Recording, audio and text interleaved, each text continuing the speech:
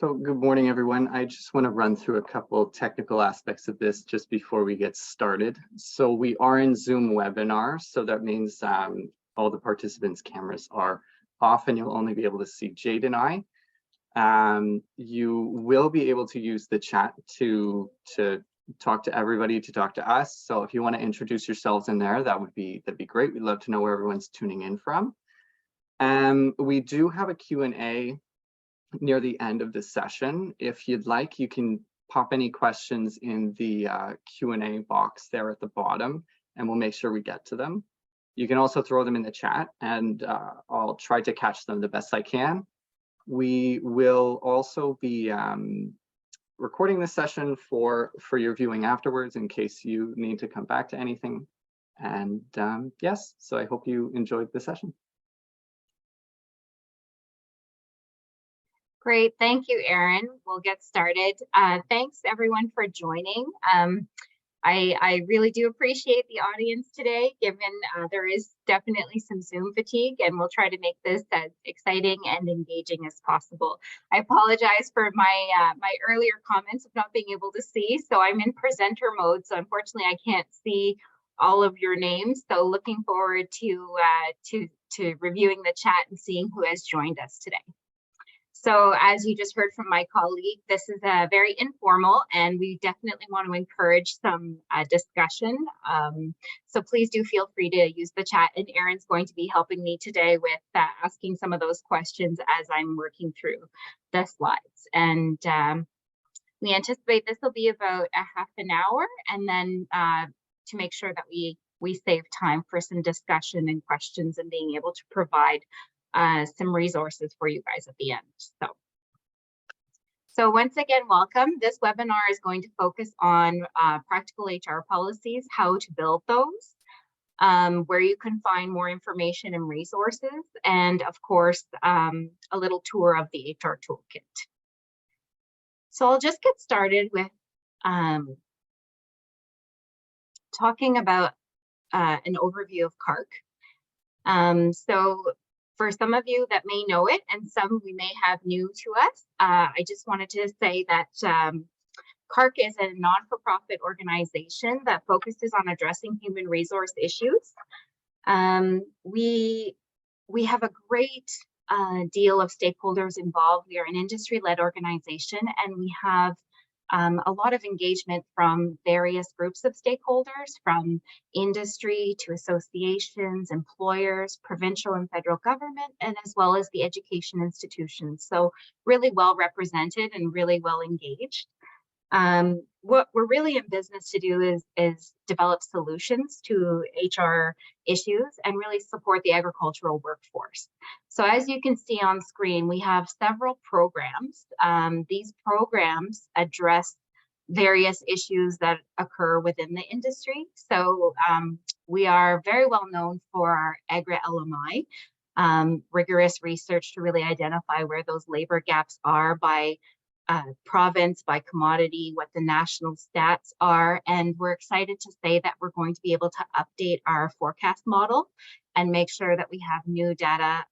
We did a mini project during COVID to understand the impacts of COVID. So that is available on our website, but we will be providing new detailed information in the next year. So stay tuned for those surveys for those employers that do have employees and would like to participate in our research. In addition to that, we will be focusing as well on collecting some data for our diversity side to really understand where those gaps are, where the challenges are with hiring from equity deserving groups, and even so much as how to ensure an inclusive workplace. So we'll be working on that. In terms of the Agri-Skills program, that is kind of a focus for the tools that we have. So the toolkit falls under that. And while this is a great resource for employers and associations, we're happy to also say that this is a great resource for students. It's actually the textbook used by some colleges and universities in agricultural programs across Canada. And so the curriculum has been designed to support employers and assist them with delivering HR management to students, which is perhaps not the most exciting topic to students, but something that's very much needed and something that I believe those students will carry with them as they mature and become business owners themselves. So we're excited to be a part of that. So with that, I wanted to introduce the toolkit. I know that some of you may have access already. And as part of our partnership with associations, we want to do our best to be able to share this with as many members as possible. It's a fantastic resource and anyone can have access to it. But through partnerships with CARC, we have associations that can disseminate this to their members. So if you're curious, please don't hesitate to contact me after the webinar. If you're not sure if your association that you're a member of has access to this, because we do provide custom coupons that allow for you to have access to this complimentary and all of the tools and resources and templates that are included within the toolkit. So what I was thinking was I would give you a little tour of the toolkit, but I think I'll continue in the slides if that's all right with everyone. And then once we get to the Q&A, we can take some questions and then open the toolkit and show you that as well. So today we're talking about HR policies, and HR policies are they communicate all of the guidelines and values and expectations of your business. And so what do we need for HR policies? What's in a handbook? The toolkit is something that will really help. We have a template that we're going to be sharing with all of you that are participating today. But the toolkit really provides the theory and explains all of those important pieces, from health and safety to diversity to having an abuse-free workplace to how to accommodate employees. There are several different topics that are covered, and it's really well aligned with how the toolkit is laid out and explained. So if you have further questions on how do I build a mental health policy, the toolkit will assist with that. So we'll go over that again today, but just wanted to reflect on how the handbook is really a collection of all the HR policies an employee needs to follow and implement in their business to ensure that their workers are well supported and safe, and also to ensure that they, as employers, represent what they expect for conduct from their employees. So as I mentioned, these are the guidelines and they really communicate the values and expectations. So we'll talk about that more too in terms of the health and safety and the mental health, the inclusion and diversity, because those are important points and also demonstrate, we all know that this is a really challenging time and labor is very difficult to find. Finding and keeping good people is a challenge. So having policies in place that reflect that an employer cares about their employees and has an inclusive view of their business and how to respect and treat each other within the workplace is going to go a long way. So these are also essential to reflecting standards of acceptable behavior. They also help managers and supervisors resolve problems fairly and consistently. And really, at the end of the day, successful policies address the needs of people. So having a well-written policy will keep your organization in compliance with employment standards and legislation. So it kind of takes the work off of your plate as well. The idea of having a customized handbook, I just wanted to mention we will be sharing that with you guys, but that it is a Word document to ensure that flexibility, to ensure that you can kind of massage the policies as you see fit for the size of your business, for the diversity of your business. And we're happy to help with that as well if you have questions as you start to work through that, if you do intend to use this handbook as part of your template. So when I talked about the topics covered, here are some of the topics that are really well laid out in the toolkit, but things to think about that should be included in your policy and your handbook. So HR planning, as I'd mentioned, the diversity side, which includes the human rights component, as well as the duty to accommodate and employment equity. Very, very important to also think about the legislation and where your business is located. So there will be federal jurisdiction versus provincial. So something to make sure if you have questions around that, again, we're here to help, but the toolkit also lays that out quite well. Also around recruitment and workplace health and safety. Now we've all lived through, a pandemic, and though it seems to be over, we know it's not. So it's important to include those health and safety policies and ensure that employees feel safe and supported. So there is one in our updated handbook relevant to COVID. However, it can be used for any kind of potential illness, depending. So they are customizable depending on what's next around the corner in this world that keeps changing on us. So policies around compensation and benefits, as well as how to handle employee departures, retirement, employee relations, that's all included within the handbook. So there are 3 steps to really consider when you focus on developing a policy. And that includes considering the legal environment and the operating environment. So again, where you are, right? Whether that's federally regulated or provincially regulated, and that can be around hours of work, compensation, duties to accommodate. There are specific rules depending on your location, and there are a few businesses, while in a specific province, obviously, that are federally regulated. So I just wanted to highlight that, something to consider. And then drafting the policy is your first step. And what I want to encourage is really trying to involve people from your business. So if you have managers and workers, it would be a great thing to have their input. And it just, sometimes employers feel like, why would I have input? I want to implement a policy and I want those to follow it. But I think having some input from staff ensures understanding and ensures positive uptake of the policy. So it's something we strongly recommend in the development of a policy. And then of course, there's the review to make sure the language is clear, to make sure all of the what ifs need to be considered as you're building a policy.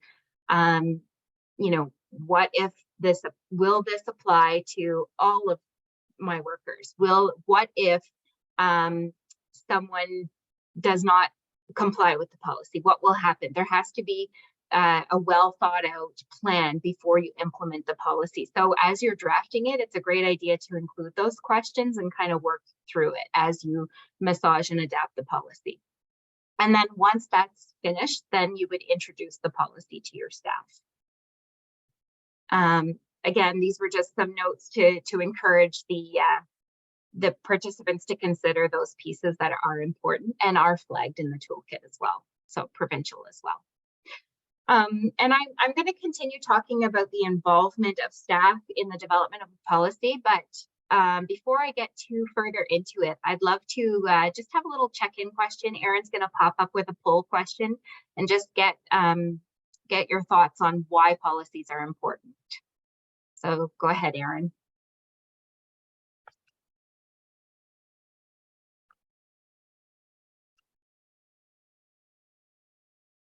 So the poll is just up on the screen. If you just want to take a moment to read the question and then select what you think is the best answer for the poll question.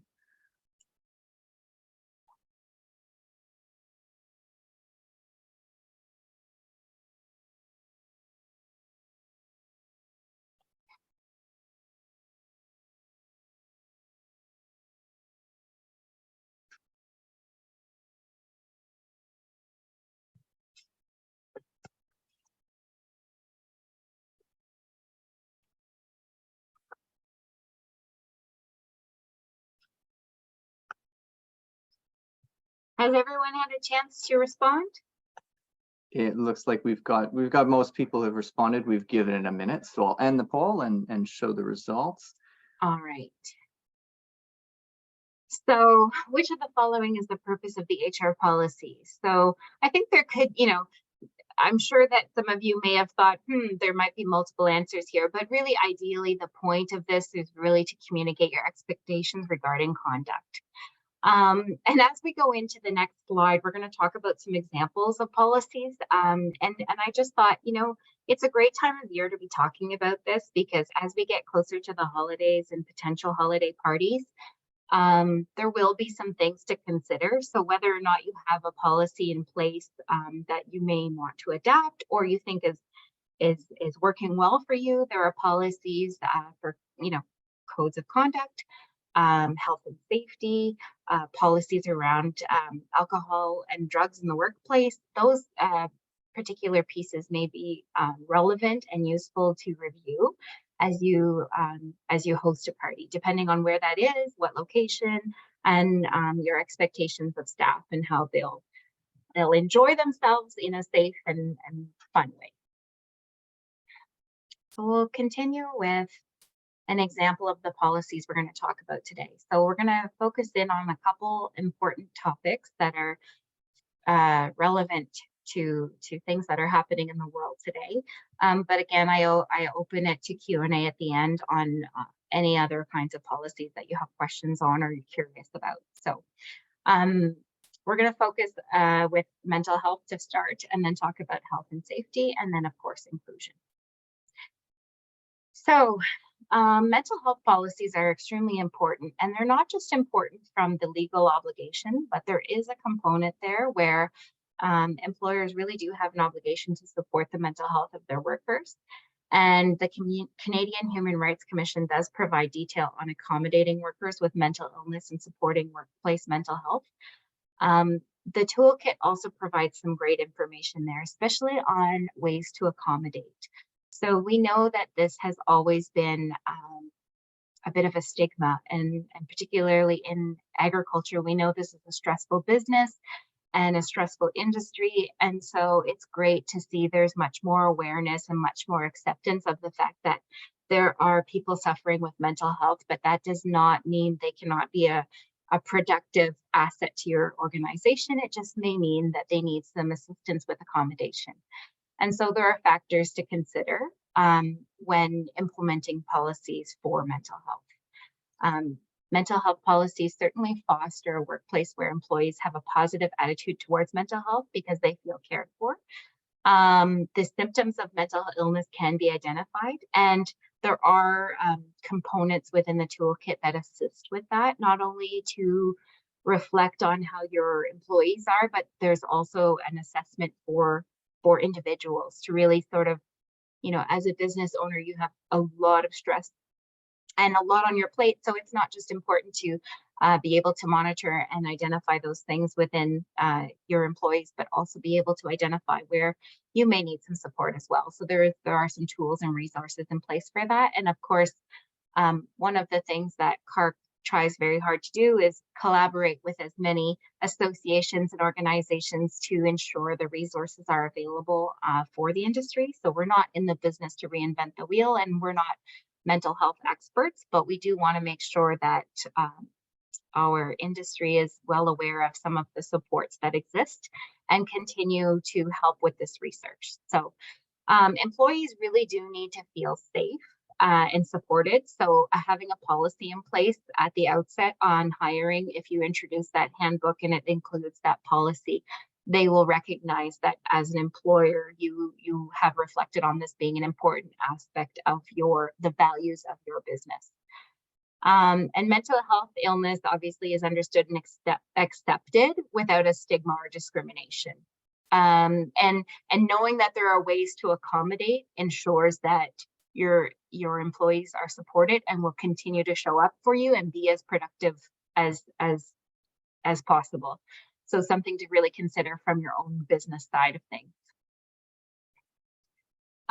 In addition to that, mental health policies really are important in terms of emergency plans and part of a business risk management process. So having emergency plans assesses all the risks that may prevent a business from achieving its objectives.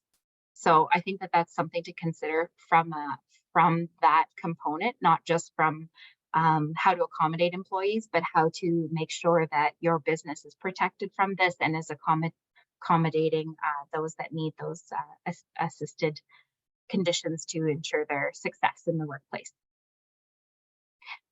There are emergency plans and policies as well within the toolkit and within this particular handbook that we're going to be sharing with you guys that focused in on how to include emergency contact information, key personnel contact information, and this goes along with having a plan in place. So depending on the size of your business, I know that many employers wear multiple hats, and with shortages of finding people, that is exacerbated as well.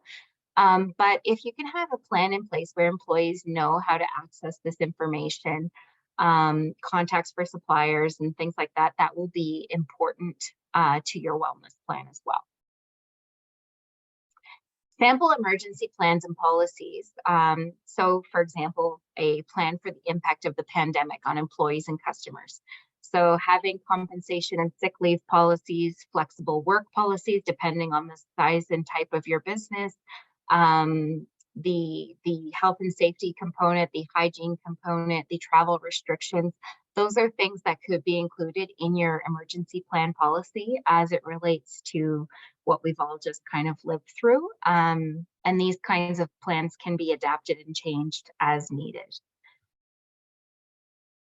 And don't forget that you can ask any questions on this. There are, as I mentioned, there are sample policies that relate to this, but they are adaptable and not necessarily something that every business will need to feel they have to implement at this point in time. So it's not mandatory, but it's something to consider. In terms of inclusive policies, it's really, again, the same thing. It really helps people feel welcomed and supported. So I think that that's the starting point of having a good policy in place. It's not so much the conduct as it is. The conduct is your expectations, but certainly identifying that there is one that exists within the workplace demonstrates that there is inclusiveness and there is that thought already set out as part of the values of your business. So inclusive policies and procedures really help support the workplace by giving everyone a clear set of rules and expectations to guide their behavior in the workplace.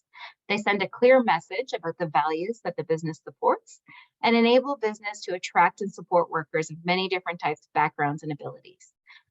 So something to consider. And once again, in terms of having that opportunity to have a more diverse workforce and having that engagement from your employees, whether it be managers and some, employees that you've had for a little while that can help contribute to the development of the inclusive policy would be a great idea to ensure that they understand your expectation, but they may also be able to provide ideas for what they've seen and how they feel that that should be reflective in the policy for the organization. Examples of inclusive policies also don't just reflect on the diversity and inclusion of making sure that everyone is well respected and feeling welcomed and valued as part of an organization, but there's also the harassment and discrimination that's extremely important. Harassment policies also are important for upcoming, events where you will have people together. It's been a long time since people have been together. So such as my example of holiday parties, it's a great time to really think about those policies and make sure that they are up to date. And if people need a reminder, it's available to them to review in terms of their behavior at a party or an event or a convention as the world is opened up and we are attending more things in person. In addition, the accommodation of needs as well is reflective in an inclusive policy. And one of the things I also wanted to highlight was the language used. So in our template, we've done our very best to make sure that language is very basic and easy to understand.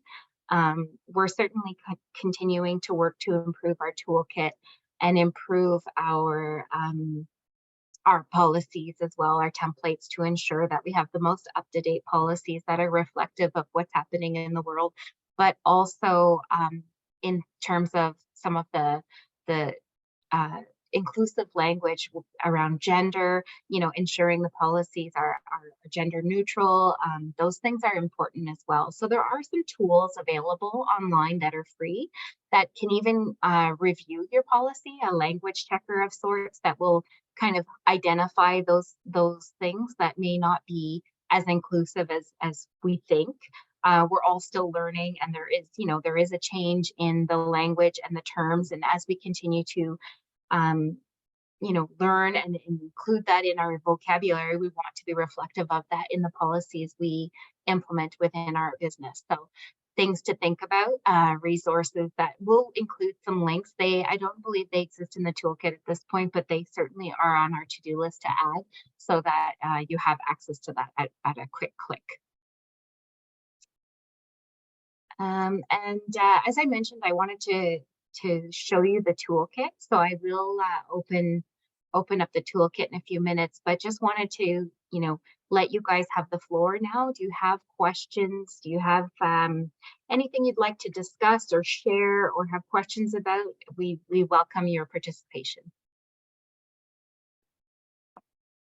And as well, I did forget to mention earlier, if you want to say your question and ask us, you can raise your hand as well. You can use the raise hand feature and I can unmute you. Otherwise, you can throw any questions in the chat or in the Q&A feature, and we'll get your questions answered.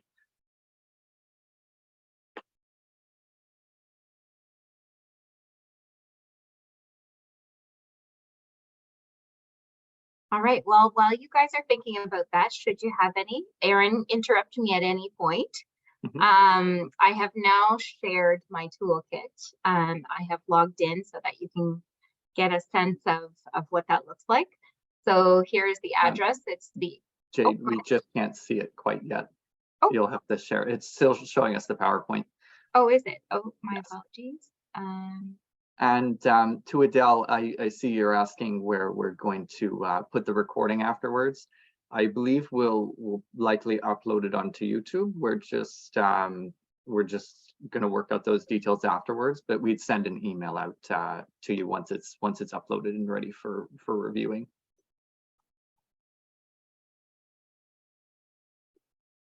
There we go. Now can you see the toolkit? Yeah, perfect. Okay, perfect. All right. So as you can see, I have logged into the toolkit. So it says welcome Jade. So it has a personal touch to welcome you. Once again, this account can be shared within the business. So multiple people can log in with one account should you have a discount coupon code that provides that membership for free. And if you're unsure, again, don't hesitate to contact us. But before I focus in on all of the topics, I just wanted to show you a quiz. And this is kind of similar to the poll question that you saw, but something to kind of probe. I know all of you are so busy and wear multiple hats no matter your role. And HR management is extremely important, but often not always top of mind. And because you have so many things that need to get done before you tackle this. And we completely understand that, which is why one of CARC's goals was to be able to provide resources and tools that made it a little bit easier, because it is a lot of information. It is a lot of different topics that need to be covered. And so many of those are also linked to, federal jurisdiction or provincial, or the human rights components, whether that's provincial or federally as well. So we wanted to make sure we had sort of a hub that contains all of that information and breaks it down by topic. So that's some of the value within this. But one of the great things we have too is a quiz that kind of gets you thinking about, where do I need to start? And some of this is business. It depends on the cycle of your business, whether you're in a hiring mode, whether you're in a succession planning mode. So the succession planning focuses on the HR aspect, the human side of transitioning your business. So the business management component, the financial components are not necessarily reflected in here. There are resources, as I'm sure you're aware, that provide assistance with that. But some of the human aspects are there. And one of the other things that we find valuable in our toolkit, and we've had feedback from our students that use our toolkit, is to include more case studies. So real people who have real businesses and how they have used it, and some of the tips and tricks that work well for them. So there are some great succession planning case studies in there. One in particular always stands out for me is a business owner of an orchard who had a plan to transition his business to one of his family members. And they had set out this plan very early on. And one of the tips in the toolkit is to make sure that you have a long runway, because as we all know, the world changes, plans change. But what's great in that case study is it kind of goes down that winding road of how plans had changed and how, as an owner, he had to adapt to those changes. His family member that was going to take over the business had a change of heart and went into a different career. And so what were the components that made his succession plan successful? So it's really well detailed in a case study. But so, Jade, we do actually have a couple questions. Okay, super. If you don't mind me interrupting you. Yeah, go ahead. One of them is about the provincial and federal legislation. So does the toolkit identify what policies are required under provincial legislation? And I'll also add federal legislation, and what policies are recommended? Great question. Yes, it does. In the section on HR policies, it will reflect where, and in the handbook, there will be a note as to where you need to access that information. So when you're looking at updating and creating policies, there will be a section on the legal and business environment. And so as you navigate the toolkit, you will get to the sections where it'll take you outside of the toolkit to the province that you click on. So that'll be reflective of which components you need to consider. And in the handbook itself, there will be markers for where things are related to those particular components. Perfect. And then we have another question as well. And so it is about an organization that has access to the toolkit wanting to know if it's okay for them to host their own webinar walking members through the toolkit, because some members are perhaps unaware or feel lost walking through the whole thing. I know it's quite a big site to go through. I think we also offer some help there if needed, especially to partner organizations who have access to the toolkit. Yes, absolutely. We do provide that support. So if you're interested in doing that, we can co-host with you. We can provide some support for you to do it if you would prefer to do it with your members. Absolutely. That is one of the things we hear a lot, and we understand that. The toolkit is, a very robust tool, but at the end of the day, that's not always, having everything but the kitchen sink is not always ideal when you're trying to get to something quickly. So what we've tried to do is sort of restructure it so that the tools and templates are available at the beginning of each section. So I'll go over that a little bit today, but absolutely we can provide that support if you would like. But there's no barrier to you doing that with your members as well. But since we do know the toolkit inside and out, we're happy to help support that. And that is something that we would like to provide as well as a recording on YouTube. We just thought that it would be more interactive if we had people, be able to ask questions and engage as we walk through the toolkit than listen to a recording on how to navigate it. But it is something that we will be thinking about and possibly sharing in the new year. So just to go back one quick second, just to finish my thought on this, is that the idea behind starting this quiz is really focusing on the topics of interest that you want to focus in on. These topics are aligned with the topics on the left-hand side. So anything around recruitment, selection, and hiring. If you were to go here and go, what keeps you up at night? And really, the number of workers I need. And it'll say check. It's going to tell you where to go in terms of finding that information in the workforce planning. I want to know about creating farm policies. So you can click on that right away. You don't even have to answer the question if you don't want to, and it'll land you right inside the HR policies. So there are a few ways to navigate. Erin, do you have more questions? Currently, no more questions. Okay, just making sure. Yeah, you're good. So there are ways to navigate this that do make it a little easier, but as I mentioned, out of these 9 important topics, they are all structured the same. So once you click a drop down, as you see in HR policies, which is what we've talked about today, There's an overview kind of explaining how do I do this? Where can I access the information to build a handbook? But then right away in the tools and templates, everything is there. So the employee handbook is there. We also have it available in Spanish because we wanted to be able to provide assistance to, and of course, French. Everything in the toolkit is available in both English and French.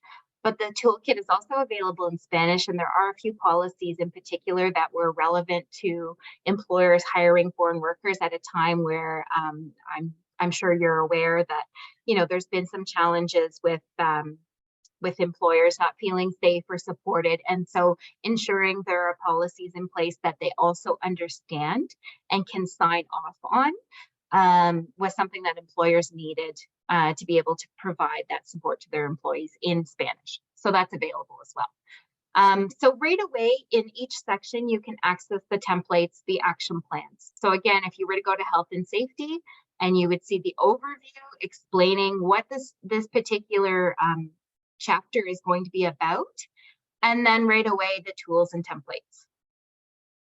So this is basically a living document online, a living resource. So we continue to update, we continue to provide new information.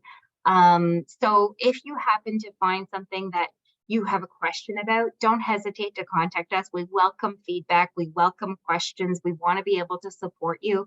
If you have questions about how you use a policy or a template or a tool, again, we're very happy to help. So we just want to make sure that this is as good as it can be, as easy as it can be for users. So we do encourage that feedback so that we can make it better. Again, workplace wellness. This will walk through the mental health aspects that I mentioned around the accommodation. So, you know, how do I accommodate that when I need people, you know, on the job, working in physical conditions? What can I do? And there are things to walk you through how to do that. Again, when I was talking about those markers to watch for within your employees and yourself as well, there is an assessment in the tools section. But examples of workplace accommodation exist here. So being able to go through this and see what can be adapted within your business is something to consider. And again, you will see, I'm actually not quite sure why these have a strikeout, so we'll have to just double check that. But these are the links and resources to go and visit for the mental health concerns. So in addition to legislation and legislation that is important to know for employment standards, there are also resources that are federally or provincially linked as well. So you'll be able to visit that. And as you can see, a living document that may need a quick update on our side. So to investigate why that looks like it's been striked out. So something for us to note and visit once we're finished this webinar.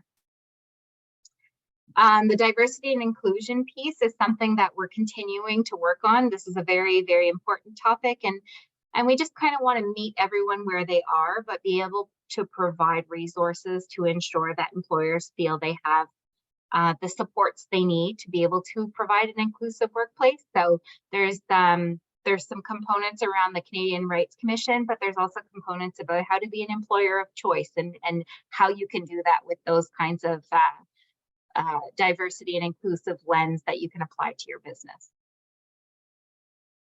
So that's more or less an overview of the toolkit and these 9 topics. Each one, you know, some are shorter than others. As I mentioned, they do contain case studies. Another exciting thing inside the toolkit is around compensation. We all know in a time of challenge finding people, keeping them is you know, of utmost importance, and we can only pay so much. So it was really, really fun to interview employers and get a sense of some of the tips and tricks that employers are using that are not always related to compensation, but that have provided a workplace that people really, you know, feel well supported, feel very included, feel that they are a part of the business. And so those are reflected within the case studies that are included here. So we had some from Alberta and BC, Saskatchewan, Ontario, and Manitoba. So you just click on each tab and then you'll find the different case studies for the businesses. So for example, Highline Mushrooms, you would click on that, and then it would take you directly to the case study where it identifies how they are retaining quality workers, their organization background, their, the benefits that they do provide, the retention efforts, and then, some of the comments around that. Some of them include more detail around the non-monetary side. So some of these include benefits around, the farm truck and fuel. But there are some that definitely highlight some of the non-monetary pieces that are really exciting. Our first week's groceries for free for those annual fishing trips. So things like that are quite unique to various businesses. Any other questions? One question that's come up a couple of times is just how they reach out to you for assistance on the toolkit. I've suggested by email. That's kind of the easiest way to reach out to you and ask questions, and you can send them links and stuff if that's the best way. Yeah, absolutely. I will return to my presentation. Can you guys see that again? Okay. To ensure that, yes, by email for sure. I thought my email was included on my last slide, but Erin, you've shared that in the chat? Yeah, so that's in the chat for everyone. Okay, and as well, I encourage you to visit our website. It explains our programs, our tools, our resources, but there is a staff page so you can contact myself and any other staff member as well. All of our emails are linked on our staff page. So we all encourage feedback. We are a great team of people that really support one another, but also are here to support you guys. So welcome that constructive feedback anytime, or questions, or requests for support as well. I should mention too that as part of our services, we do provide some of that support and can provide customized policies. Having this handbook is a great first step. If you need support with developing that for your business, we're here to help as well. So something to consider. And we do have a participant list from today and all of your emails. So we'll be able to share the follow-up recording. Thank you for your participation, and also share with you the template let me see if I can share. Does that show on my screen, or are you still seeing the presentation? Still seeing the presentation. Yes, well, as you can see, I am not the most tech savvy. This is why Erin's here today.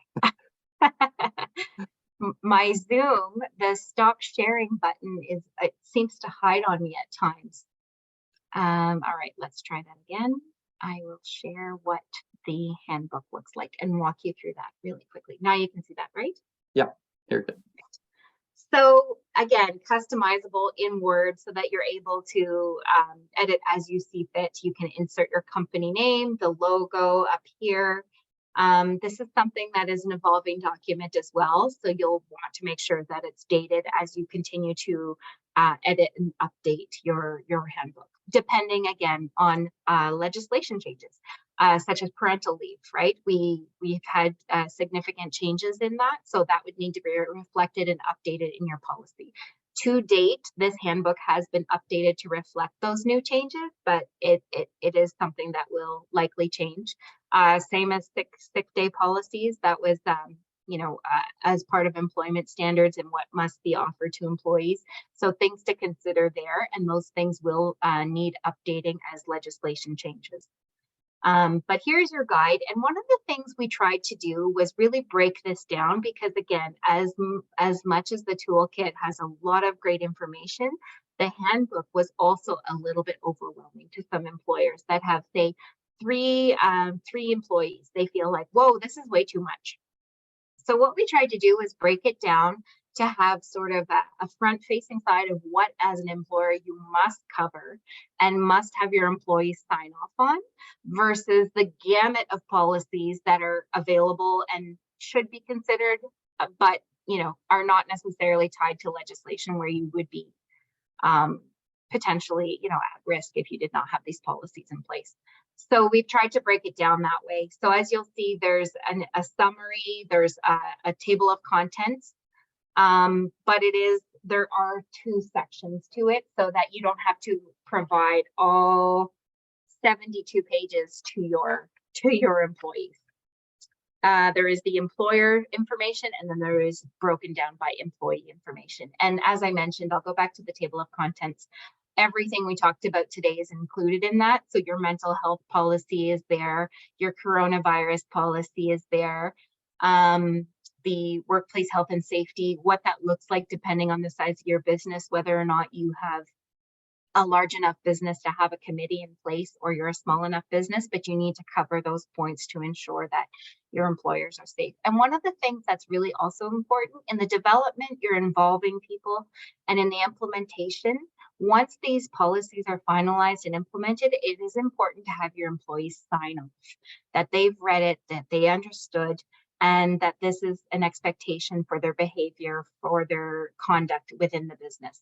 And this ensures that you have something to be able to discuss with your employees should they not be following the policy, that you have the steps well laid out, your expectations laid out, and what the consequences are should they not be following those. And that's something to include when I talked about the development of policies in the what ifs. Think about the what ifs and what would the consequences be to some of these things. You know, somebody wearing a tank top, is that, you know, has that been something that is, you know, not part of the health and safety requirements depending on their role? Is it offensive depending on the makeup of your employees? There are things to consider. Or is it really not a deal breaker and something that you wouldn't need to address formally against the policy? So things like that to consider, same as footwear. We heard from an association at one time that was implementing a policy, and they had asked for our support. And so they had an employee that wore flip-flops, but they were actually always in the office. So it was like, well, is this really relevant to health and safety? Could they, you know, maybe get a staple in their foot? That could be a concern. But more so, it was bothersome to some employees because of the sound of the noise of their flip-flops. So things like that, you know, they may sound minor, but is that going to impact another employee or impact employee relations? And then, you know, eventually productivity. If people are cranky, they're not as productive. So things like that to consider. So sometimes they seem simple, but is there a ripple effect? So good to have those thoughts as you develop the policy. And I think there's a good portion of the toolkit that even explains involving people in the process from step 1 to step, you know, the beginning to the end, to make sure everyone's kind of in agreement about everything too. Yeah. Just so there's thorough understanding, and the employees are involved in it as well, just so that everyone's on the same page, and it makes sense for the workplace and makes sense for the employees. Yes. We do have another question as well. Okay. Asking if we present specific courses, and if so, are we able to share those with the group afterwards? So great question. We do have courses available. We have an e-learning program specific to HR management, and it touches on various topics that have been covered in the toolkit. We have expanded that program to include additional modules. So that is available on our AgriSkills site. But again, that is something that if you are a part of an association, contact your association, or, you know, contact us and we can help you talk about that with your association. Because yes, there are things available to you guys, and we've always thought it makes great sense if people are interested in taking the training that they have access to the toolkit as a resource with their training. So there are topics there around HR planning, around the development of HR policies, health and safety, mental health and wellness, diversity and inclusion. Aaron, I know I'm forgetting a couple. I know you know them by heart. Oh, I don't anymore. Oh, I'm putting you on the spot. Well, in any case, they cover the 9 topics. So we don't have an e-learning module relevant to hiring foreign workers. However, for those that are on the line today that maybe have an interest in that, we will be hosting webinars in the next year on that particular component, on employers accessing the foreign worker program or the SOP program, the seasonal agricultural workforce program, as well as the how to do that, where the supports are, where, you know, what policies employers might need to consider, what access of information there is, such as that's how our Spanish handbook became important, was through those webinars for employers that are that have foreign workers on farms. So something to consider. If you're interested, please do let us know, and we can make sure you're in the queue for when those webinars do become available. We are in the midst of updating that information through a new project that we've started. And so it'll take us a little time to make sure we have that information very clear and up to date as per all the changes that have happened due to COVID, as well as, you know, again, policy and legislative changes along the way. And so finally, I will just quickly scroll to the end to make sure, as Aaron mentioned, you know, making sure an employee is part of this is really the best way to get the uptake, and also you know, to ensure that they follow them. Just implementing a policy without any employee input doesn't always go over very well, especially for employees that have been there a long time. They may feel targeted. They may feel like, what is this about? I've always been on time, and now there's a policy around, you know, the hours of work or social media use. And social media has evolved, and what your expectations will be, whether or not you have employees that are sharing about your business and taking pictures and tweeting, and whether or not there's a line there. That's again another important policy to develop, and work with your employees to develop that, so that they really understand where your thoughts are, and how, yes, you would definitely entertain them helping to promote your business and the opportunities and things like that. But there are lines, there are times when that's appropriate, when they're not, and that should all be very clearly detailed in a social media policy. So the use of social media, but also the promotion of social media are two different ways of identifying policies, again, included in here. And so this is where there would be a sign off, and the sign off, like, again, this is, you know, it's nothing fancy, but it's just making sure that the employees have, you know, understood those policies that are in place. Like I said, this is customizable, so you may not have all of these policies in place depending on your business, but the ones that apply, you would have your employees sign off saying, yes, they've reviewed them, and then you have this on file should the need arise to remind them of the policy or address poor conduct, so on and so forth. So that concludes my presentation. And I know I have 5 minutes to spare, so I'm very, very conscious of that and want to respect your time. So I welcome any last questions, and wanted to thank you very much for your participation today. And please do let us know. Aaron's going to be sharing a survey. We would love to know if this was helpful, what we can do better, and also what other topics you would be interested in, so that we can continue to provide webinars for people as the time goes on. So thanks very much. Right after this this ends, it'll pop up in your browser, and if you do want to answer that, it's for us to make sure we can offer the best possible webinars to you and get as much information out that's relevant to everyone. And yes, where can we watch the webinar? We'll likely be putting it on the CARC YouTube channel within hopefully a week or two. We just need to figure out some details on it, but it'll be up for everyone to rewatch it very soon, and we'll make sure we email you all that link. Yes. So without any additional questions at the end, I think we'll be giving folks a little bit more of their afternoon back, or morning, wherever you're at. Yeah. Thank you all for joining us. And Jade, I don't know if you have anything else you'd like to add on to the end. No, I think that's it. Thank you so much. I appreciate everyone's time and the comments.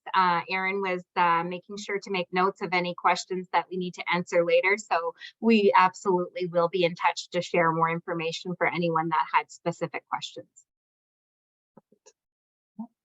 Thank you, everybody. Okay, thank you. Take care. Bye. Bye.